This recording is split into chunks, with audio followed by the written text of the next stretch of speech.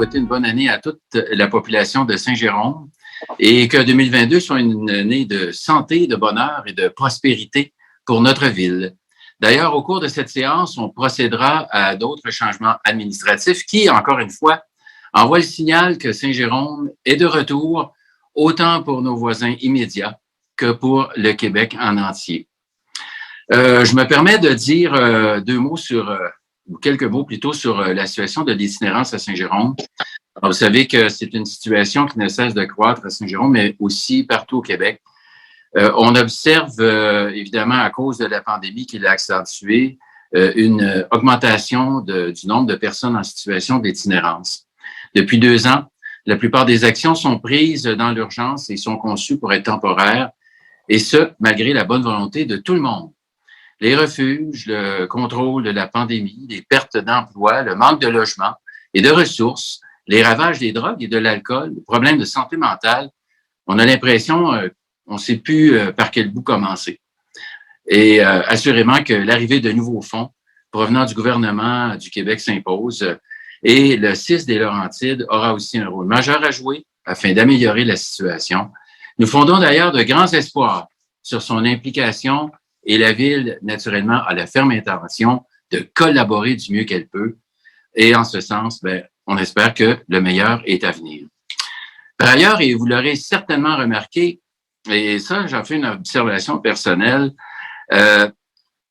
partout aux nouvelles, on parle de toutes les régions du Québec, sauf des Laurentides et particulièrement de Saint-Jérôme. On n'a aucune antenne télé ici, aucun reporter assigné autant du côté de Radio-Canada que de TVA. Pourquoi? Enfin, oui, on parle des Laurentides de chez nous quand il y a des accidents, des manifestations ou du négatif. Pourtant, il y a tant de belles choses ici, tant au niveau humain qu'au niveau culturel ou sportif. C'est chez nous que les gens viennent profiter du bon air, qui viennent skier, manger, se divertir, se cultiver, voir les couleurs de l'automne, le blanc de l'hiver et la splendeur de l'été, avec nos lacs, notre rivière du Nord, nos sentiers et surtout rencontrer notre bon monde, une population heureuse et fière. Alors, il est temps qu'on parle de Saint-Jérôme, car nous sommes le secret le mieux gardé du Québec. Pas pour rien que l'autoroute 15 est continuellement congestionnée par tous ces gens qui nous visitent et qui adorent notre région, notre ville. Il est grand temps d'en parler pour les bonnes raisons. Et je vous assure que nos actions futures en tant que conseil de ville seront en lien avec cette ferme volonté de rebâtir une solide et saine réputation pour Saint-Jérôme. Alors, maintenant, nous allons passer au point 1.3, réponse aux questions en suspens, comme il n'y en avait pas. Nous allons maintenant passer aux questions du public. Questions, et c'était le point 1.4. Je vais me saisir de ces fameuses questions. D'ailleurs, vous avez été plusieurs à m'en avoir parlé, surtout des fameuses fausses questions lors du dernier conseil de ville. Parce qu'en effet, il y a des questions malicieuses envers des fonctionnaires qui ont été envoyés avec des faux noms, des fausses adresses, des faux numéros de téléphone et même des adresses courriels générées seulement quelques jours avant, probablement par une seule et unique personne. Le service de police, je tiens à vous assurer qu'il a été saisi de l'affaire, mais il est important aussi que vous sachiez que ces anomalies auraient surtout pris la place de questions fort pertinentes de vrais citoyens. Nous planchons sur une façon de procéder pour l'avenir afin de s'assurer de l'identité des personnes qui nous envoient leurs demandes. Comme à tant d'endroits, vous pouvez écrire à RDS ou encore dans différents journaux, on devra montrer patte blanche jéromienne afin de poser des questions lors des conseils de ville. D'ailleurs, une question qui m'a été posée oralement par plusieurs citoyens, et je vais y répondre immédiatement parce que j'aime ça, les gens m'accrochent sur le riz, me posent toutes sortes de questions, me font toutes sortes de commentaires, et ça a rapport aux lampadaires de rue. Parce que suite à notre arrivée au conseil de ville, beaucoup de citoyens m'ont indiqué avoir constaté que certains lampadaires de rue de leur quartier étaient brûlés, ne fonctionnaient pas. Alors, on entend corriger la situation le plus rapidement possible. Il faut comprendre qu'il y a eu, dans certains cas, des vols, il y a eu des bris, des problèmes de transformateurs ou encore l'ampoule est tout simplement brûlée. Et le problème de transformateur se situait au centre-ville, qu'on me racontait. Alors, la COVID, le manque de pièces, étant des causes également du retard de réparation des lampadaires, Je vous garantis que on fera la lumière sur ce dossier. Maintenant, on passe aux prochaines questions, et ce sont des questions des citoyens qui m'ont été adressées. La première provient de M. André Fafard, du 1023 d'Alousie à Saint-Jérôme. Alors, M. Fafard, voici votre question que vous m'avez adressée. Alors, bonjour, je demeure près de la piste cyclable qui longe la rue de Martigny à l'ouest de la rue La Montagne. Cette piste est sans issue et ne communique d'aucune façon avec d'autres tronçons. Elle a environ 1,5 km de longueur. D'ailleurs, la ville se vante de posséder un réseau cyclable tel que la piste du Petit Train du Nord. Et c'est vrai, c'est un joyau au centre-ville. Mais il est pratiquement impossible de s'y rendre sécuritairement à partir de chez moi et de beaucoup d'autres endroits, surtout à l'ouest de l'autoroute 15.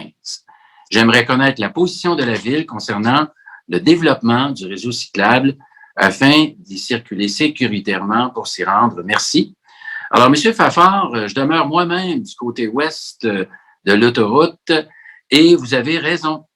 La question d'unifier les petits tronçons de pistes cyclables ici et là, partout dans Bellefeuille et même du côté est de la ville, c'est justement un des mandats de la Commission des sports et loisirs qui doit bientôt commencer ses travaux.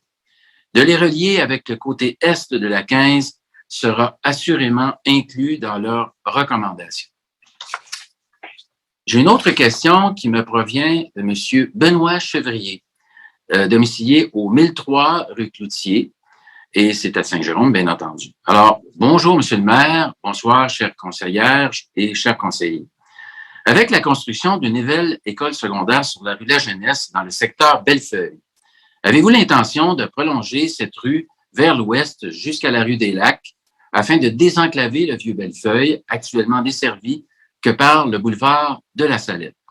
Vous pourriez ainsi prolonger le réseau d'aqueduc jusqu'à notre secteur en suivant cet axe sans nuire à la circulation sur le boulevard de la Salette. Une piste cyclable pourrait également être aménagée en bordure de la rue La Jeunesse afin de permettre à nos enfants de se déplacer de manière sécuritaire vers la portion est de Bellefeuille.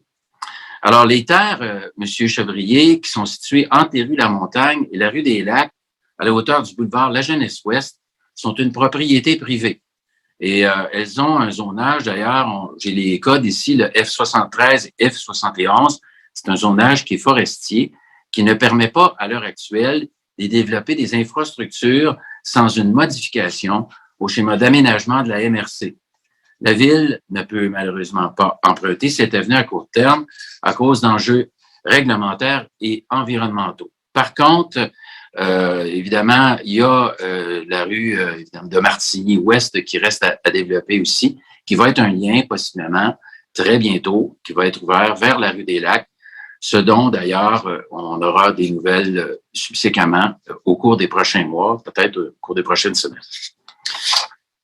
On a une autre question qui nous provient de M. Normand L. Baudet, de la coalition Alerte à l'enfouissement Rivière-du-Nord, domicilié au 269 rue Chartrand.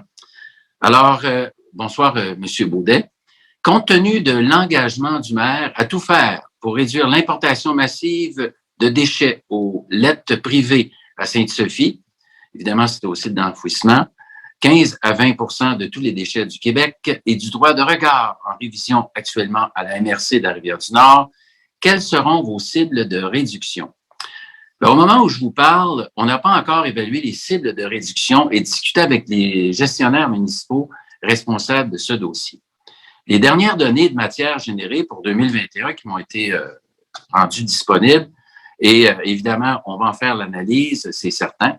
Il faut aussi savoir que depuis 2 ans, les quantités de matière générées, c'est-à-dire les vidanges, ont varié dû à plusieurs facteurs.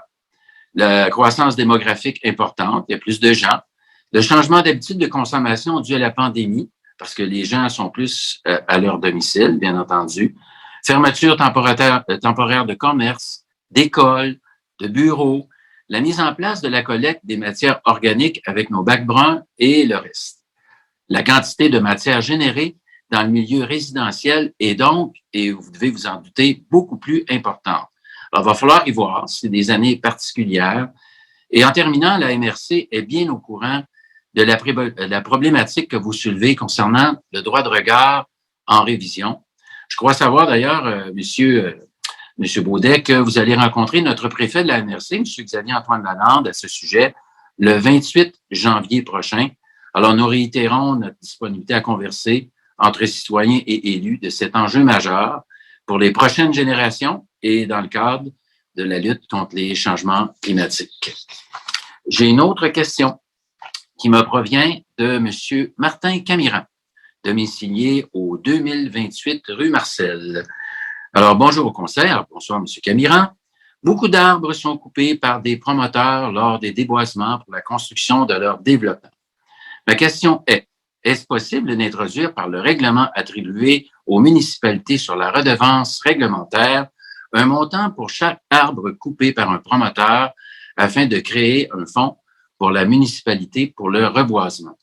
Eh bien, je suis fier de vous annoncer que la Ville amorce une refonte totale de son plan et son règlement en urbanisme. D'ailleurs, Mme Lassalle vous en a parlé lors du dernier conseil, elle était très heureuse de ça. Alors, elle souhaite, Mme Lassalle, évidemment, et la Ville, souhaite se doter d'un outil novateur répondant aux principes des collectivités viables. Alors, le couvert forestier, les arbres, c'est un enjeu important pour la Ville, puis il y a des réflexions qui vont avoir lieu dans le cadre de cette démarche. Soyez-en assurés, et nous aussi, on a beaucoup de choses à dire sur la protection des forêts.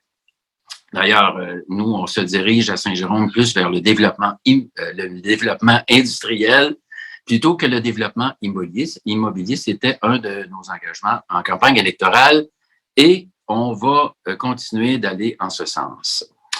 La prochaine question nous provient de M. Jean-Sébastien Chicoine du 2125 rue de la Fileuse.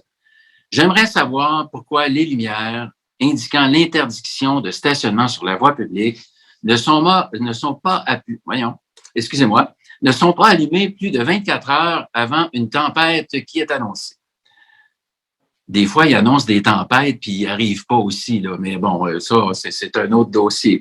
Alors, on vit ce problème à chaque tempête et les véhicules de la Ville de déneigement ont de la difficulté à bien circuler.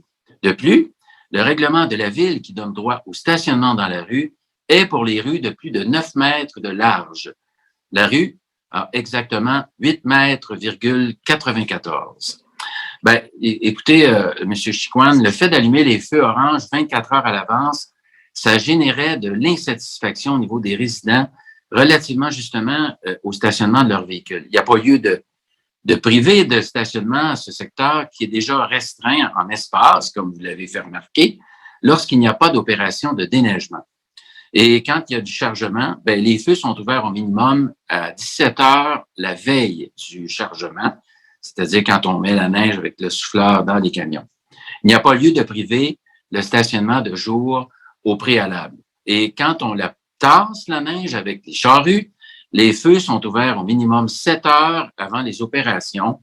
Parfois, les conditions climatiques sont appelées à changer. Il n'y a donc pas lieu de priver de stationnement au préalable. J'espère que ça a bien répondu à votre question. J'ai une question de M. Germain Leduc du 1013 rue Bouchard. Où en êtes-vous rendu avec le montant donné à l'ancien maire? Bon, je vais essayer de compléter votre réponse le plus simplement possible. Vous savez que quand un élu quitte pour toutes sortes de raisons, il a 2 primes. Une prime de départ et une prime de transition. Alors, nous, on a vérifié ce qui a été fait par l'ancienne administration à ce sujet et je peux vous affirmer que la loi a été respectée. Le maire sortant qui était victime, pas victime, mais qui a été accusé et condamné, a été privé de sa prime de transition. Mais en vertu de la loi en vigueur en 2017, lors des événements, tout a été respecté et il a pu obtenir sa prime de départ. Et tout ça a été fait selon la loi. Et c'est tout pour les questions. J'espère que j'ai bien répondu à vos questions, chers citoyens et citoyennes. Alors, nous allons passer au point 1.5 de l'ordre du jour. Et avec justement l'adoption de cet ordre du jour, j'ai besoin d'un proposeur. J'en fais la proposition, Nathalie Lassalle. Merci, Madame Lassalle.